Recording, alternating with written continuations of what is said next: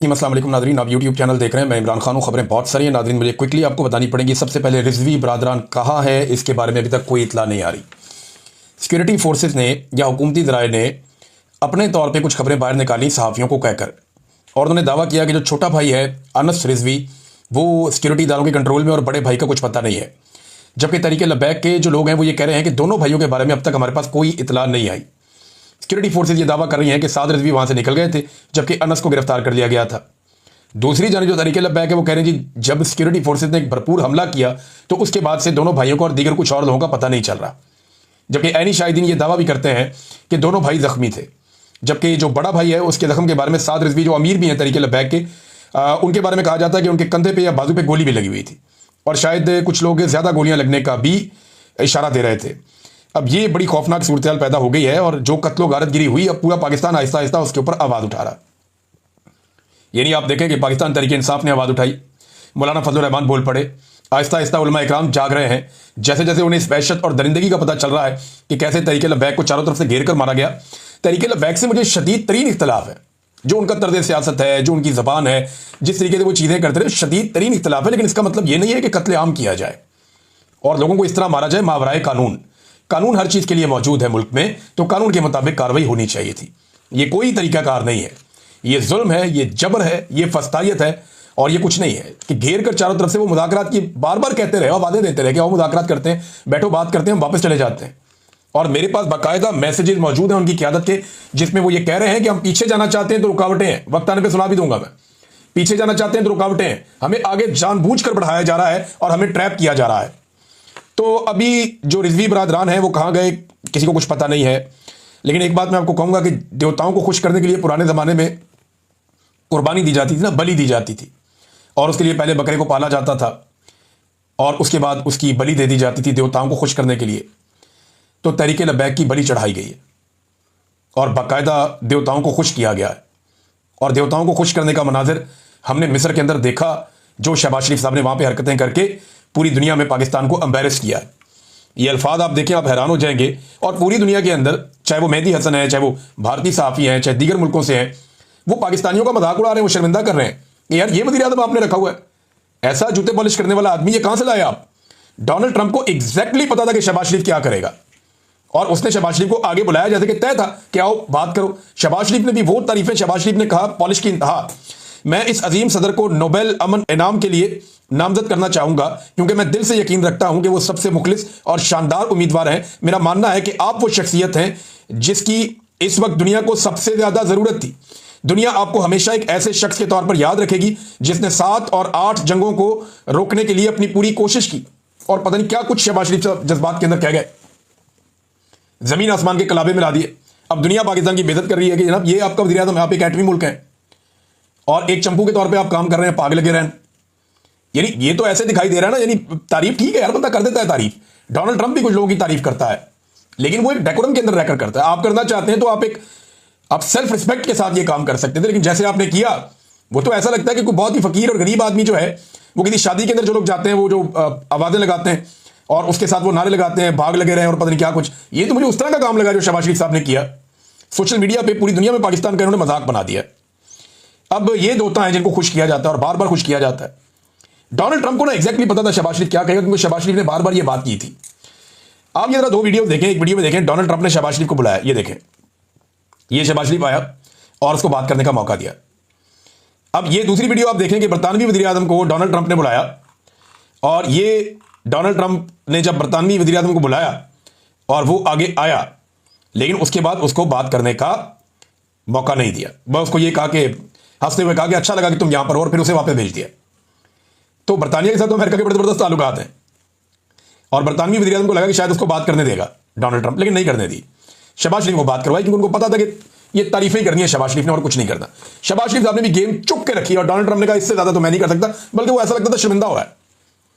उन्होंने जबरदस्त आपने किया, कमाल किया, इसके बाद मैं क्या बोलूं, यानी इससे ज्यादा तो हो नहीं सकता। और शहबाज शरीफ के चेहरे की रौनक देखे, एक कामयाब किस्म की जो खुशामद वो करने के बाद शहबाज शरीफ साहब के चेहरे की रौनक ही बदल गई थी, रंग ही बदल गया था। ये पाकिस्तान के हुक्मरान पाकिस्तान को पाकिस्तान की एस्टेब्लिशमेंट ने तोहफे के तौर पर अता किए। वीडियो में देख रहा था, एक बड़ी तबाही फैल गई है, तहरीक लब्बैक के लोगों को मुरीदके में कत्ल किया गया, पुलिस उसके बाद से लेकर अब तक वहां पे एक सर्च ऑपरेशन भी कर रही है और उस सर्च ऑपरेशन के अंदर देख रहे हैं कोई लाश मिल जाए, कोई और जख्मी मिल जाए, तो तमाम सबूत मिटाने की कोशिश की जा रही है। जबकि एक और बड़ी खबर आई है हमारे पास, और ये खबर बड़ी खौफनाक है कि पाकिस्तान में इंटरनेट बंद किया जा रहा है। अब ये क्यों बंद किया जा रहा है, इसके बारे में बहुत सारी अफवाहें चल रही हैं। क्या उनमें से किसी एक बात के अंदर सच्चाई मौजूद है? पीटीसीएल ने कहा कि एक मेंटेनेंस एक्टिविटी होने जा रही है और कुछ सबमरीन केबल है, उनमें से किसी एक के अंदर कोई रिपेयर होने जा रही है 14 अक्टूबर 2025 को 11 बजे। वैसे ये बहुत पहले बता दिया जाता है कि उन्होंने एंड टाइम पे बताया। उन्होंने 18 घंटों तक के लिए आपका इंटरनेट बंद हो सकता है और यह भी बताया गया कि पीटीसीएल का इंटरनेट भी बंद हो सकता है। अब अगर इंटरनेट बंद हो जाता है तो इस पे कुछ लोग इस शुबे का इजहार कर रहे हैं कि पाकिस्तान में कोई बड़ी कार्रवाई होगी इस बीच में। कुछ लोग कह रहे हैं कि शायद तहरीक लबैक की क़यादत के अंदर किसी के साथ कुछ ऐसा हो गया है कि जो मंजर-ए-आम पे बात आएगी तो पाकिस्तान के अंदर हालात खराब हो सकते हैं, लिहाजा इंटरनेट को पूरी तरीके से पाकिस्तान में कंट्रोल करके बंद करने का फैसला किया गया है। अब होता क्या है, क्या खैबर पख्तूनख्वा में कोई एडवेंचर कर दिया जाएगा? मुझे नहीं लगता वहां पे एडवेंचर इस तरह से किया जाएगा। अगर किया गया तो उसके नताइज बड़े खौफनाक होंगे और वो पूरी दुनिया देखेगी कि वहां पे क्या होता है। मुइन कुरैशी साहब अपोजिशन लीडर पंजाब असेंबली में, उन्होंने दावा किया कि 282 अफराद शहीद हुए हैं साना मुरीदके में और 1600 जख्मी हुए हैं, ये उनका दावा है। तहरीक लबैक भी ऐसे ही दावे कर रही है, लेकिन अभी तक कोई ऐसी लिस्ट सामने नहीं आई, ना तहरीक लबैक की जानिब से और ना ही हुकूमत की जानिब से। पुलिस और रेंजर्स के विजुअल वायरल हो रहे हैं जिनमें वो तोड़फोड़ कर रहे हैं और बड़ी जबरदस्त तोड़फोड़ उन्होंने की है। मैं हैरान होता हूं कि पुलिस वाले, रेंजर्स वाले जब ऑपरेशन खत्म हो जाता है उसके बाद वहां मौजूद गाड़ियों को, मोटरसाइकिलों को, इनको तोड़ने की क्या तुक है?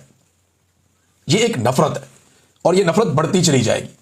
ये सिक्योरिटी फोर्सेस और अवाम, इनके बीच में फासला बढ़ता जा रहा है और ये कंट्रोल नहीं की जा रही चीज, बल्कि मजीद खतरनाक बनती जा रही है। राणा सनाउल्लाह साहब ने खुद एतराफ किया कि ये लोग अमेरिकी एम्बेसी को एक याददाश्त पेश करना चाहते थे, जो हम नहीं चाहते थे कि ये याददाश्त पेश करें, और फिर बलि चढ़ाई गई अपने देवताओं को खुश करने के लिए, और देवता इनसे खुश रहे तो इन्हें लगता है कि ये जेल में बैठे हुए कैदी नंबर 804 से बच जाएंगे।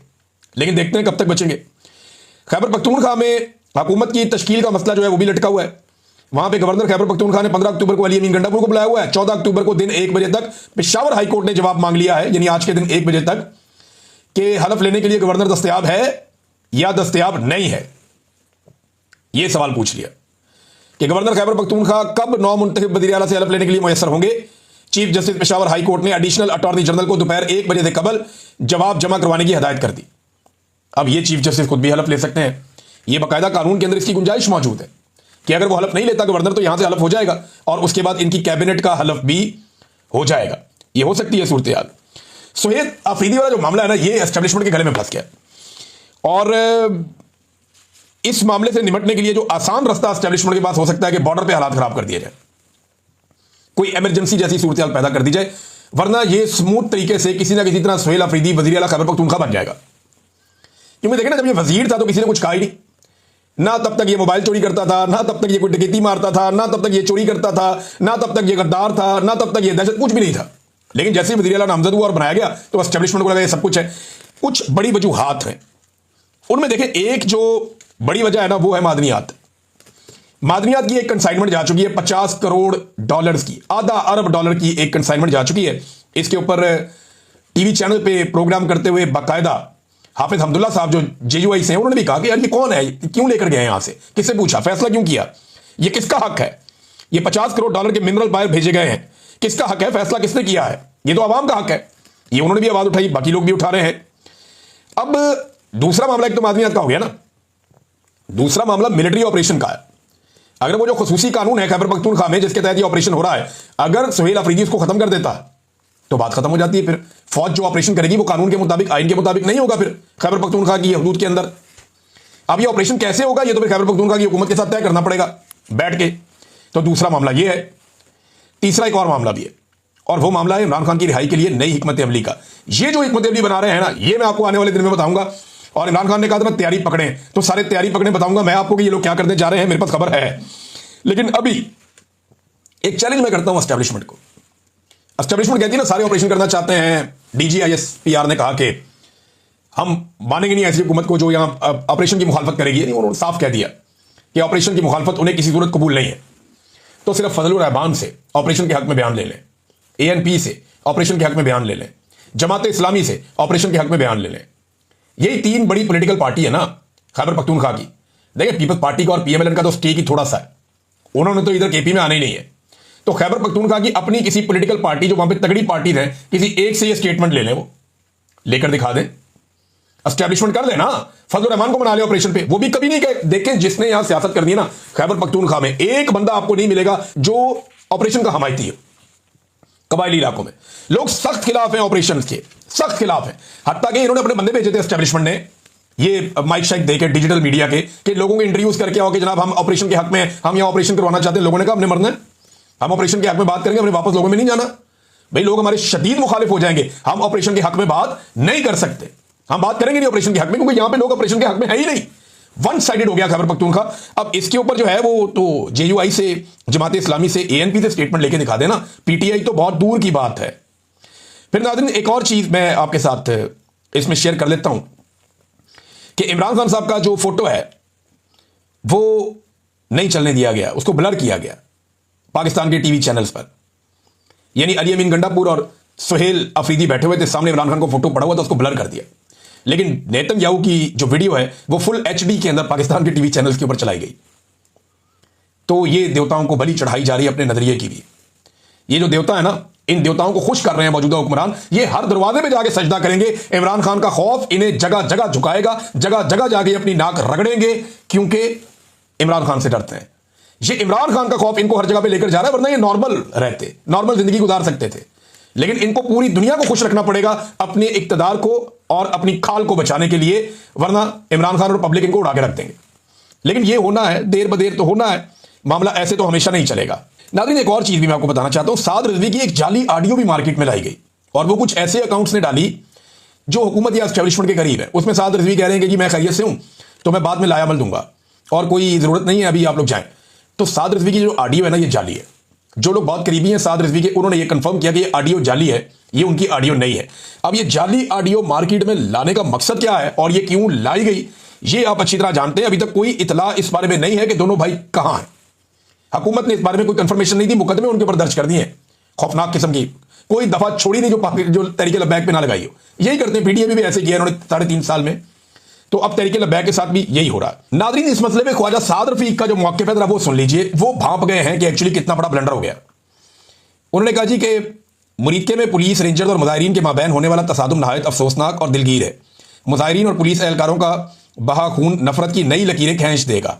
ये रवैये इंतहा पसंदी की नई लहरें पैदा कर सकते हैं। इस तसादुम से बचा जा सकता था। कल शब हुकूमत और टीएलपी के माबैन होने वाली बातचीत को मजीद वक्त दिया जाना चाहिए था। अमन को मुनासिब मौका क्यों नहीं दिया गया? किस बात की जल्दी थी? मैं टीएलपी के तर्ज सियासत का हामी नहीं हूं, वो तो कोई भी नहीं है। जत्थों के जरिए घेराव जलाओ और मुतालबात बनवाने की सियासत नाकाबिल कबूल है। गजा में जंगबंदी हो जाने के बाद लॉन्ग मार्च करके इस्लामाबाद में अमरीकी सफारतखाने के सामने एहतजाज का ऐलान नाकाबिल फहम और बिलाजवाब था। ये तो ख्वाजा साहब की कर दो, ये तो वहां पे बरतानिया में भी हो रहा है, अभी साउथ अफ्रीका में हो रहा है, यूरोप में हो रहा है। लोग अमन मुआहदे के बावजूद एहतजाज कर रहे हैं, तो हुकूमतें उन पर गोलियां तो नहीं चला रही, लेकिन अंत तक कोशिश करके मुज़ाकरात के जरिए दरमियानी रास्ता निकालना और जय्यत उलमा सियासतदानों को बीच में डालकर एक दूसरे को फेस सेविंग देना और अमन कायम रखना ही दुरुस्त रहता था। होने वाला जानी नुकसान बातों या माली आनत से पूरा नहीं किया जा सकता। याद रखें, रिश्ते जख्म नाकाबिल इलाज बन जाते हैं। दरखास्त है कि टीएलपी के गिरफ्तार कायदीन के साथ हुस्न सलूक से पेश आया जाए। तमाम जख्मियों को इलाज मुआवजा की मतलूबा सहूलत फराम की जाए। पामानी मुज़ाकरात के जरिए टेम्परेचर नीचे लाया जाए। अंदरूने मुल्क जंग छेड़ने से गुरेज किया जाए। फरीकैन से तहम्मुल और तदब्बुर की दरखास्त है। काश मुकालमे के जरिए मसला हल करने के लिए हमारी पेश की अपीलों को अहमियत दी जाती, लेकिन ऐसा नहीं हुआ। देखिए, मैं फिर आपको यह कहूंगा कि तहरीक लब्बैक को अगर क्रश करना था तो इसके बेशुमार मौके थे, लेकिन इसराइल के मामले पे क्रश किया गया, फलस्तीन के मामले पे क्रश किया गया। इट वॉज डेलिब्रेट, ऐसा लगता है, क्योंकि जो बहुत बड़े बड़े देवता हैं उनको बलि चढ़ानी थी, और यह शायद ऐसा लगता है कि वही बलि चढ़ाई गई है। नाज़रीन एक और इंटरेस्टिंग खबर, ये जो मिस्र गए शहबाज शरीफ साहब, और यहां शर्म शेख में जब ये मीटिंग हो रही थी तो उर्दगान जब आ रहे थे तो उन्हें पता चला हवा में कि शायद नेतन्याहू भी आ रहा है। तो उन्होंने अपने तैयारे को ऊपर चक्कर देना शुरू कर दिया और यह मुतालबा कर दिया कि अगर नेतन्याहू आएगा तो मैं इस जगह नहीं आऊंगा, मैं यहां से वापस जाऊंगा। लिहाजा फिर नेतन्याहू का जो आना था उसको मनसूख किया गया, और फिर उर्दगान उतरा वहां पे एयरपोर्ट पे, और उसने इस प्रोग्राम के अंदर शिरकत की। और मजे की बात आपको बताऊं, तुर्की इसराइल को तस्लीम कर चुका है बहुत पहले। वो इसराइल को तस्लीम करता है, लेकिन नेतन्याहू को तस्लीम नहीं करता। और आपका जो वजीर आजम शहबाज शरीफ है, वो इसराइल को तस्लीम नहीं करते अभी तक हम, लेकिन वो नेतन्याहू के आने पे कोई एहतजाज नहीं किया। यानी हमारी तरफ से ऐसी कोई शर्त नहीं थी। ये शर्त किसकी तरफ से थी?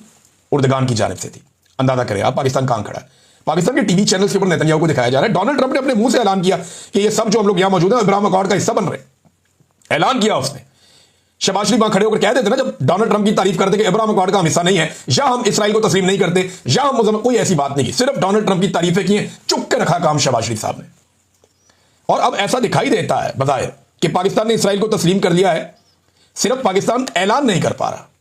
और ऐलान करने के लिए पाकिस्तान किसी वक्त का इंतजार कर रहा है। और अभी ऐलान ना करके, अभी कुछ आलमी सतह पर खबरें भी आ रही थी, कुछ तजियाकार भी ये कह रहे थे, और उनका ये कहना था कि अरबों के 6 ममालिक ने, बल्कि ये खबर है बहुत बड़ी, ये खबर मैं आपको बता देता हूं, ये बाकायदा वाशिंगटन पोस्ट के अंदर एक खुफिया रिपोर्ट छपी है। और वो रिपोर्ट ये कहती है कि गजा के मुसलमानों के कत्लेआम में 6 अरब ममालिक ने इसराइल की खुफिया मदद की। वाशिंगटन पोस्ट ने राज खोल दिए। अंदाजा करें अब आप, वाशिंगटन पोस्ट ये कह रहा है। ये हालात हैं। और अब एक और खबर ये आ रही है कि कोशिश ये है कि पहले पाकिस्तान और इंडोनेशिया ये तस्लीम कर लें, उसके बाद सऊदी अरब तस्लीम करें इसराइल को। अगर ये सारा मामला होना है तो ऐसे होना है। अब नाज़रीन, आखिरी खबर मैं आपको देता हूं और देखें कितनी तकलीफ वाली खबर है। ये दुनिया के अखबार में छप रही है, पाकिस्तान की जानिब से इसका कोई जवाब अभी तक नहीं आया। ये फ्री प्रेस जर्नल से मैं पढ़ रहा हूं, इंडियन अखबार ने तो उसको चुप के रखा, खबर हर तरफ उन्होंने चला दी है। पाकिस्तानी अखबार इसके ऊपर अभी तक चुप हैं। बलूचिस्तान पोस्ट ने भी इसको लिख दिया है, सोशल मीडिया के ऊपर आ रहा है। अफगान मीडिया भी ये कह रहा है, तुलू न्यूज़ जो है अफगान मीडिया, वो भी ये कह रहा है अफगान मीडिया के जनाब ये ऐसे ही है। खबर ये है कि अफगानिस्तान की सरकार ने ख्वाजा आसिफ को, जो पाकिस्तान का वज़ीर दिफा है, और आसिम मलिक जो पाकिस्तान का DG ISI है, और दीगर 2 फौजी अफसरान जो जनरल हैं, उन्हें वीज़ा देने से इनकार कर दिया। और यह कहा जा रहा है कि उन्होंने रिपीटेडली वीज़ा के लिए कोशिश की और उन्हें वीज़ा देने से इनकार कर दिया।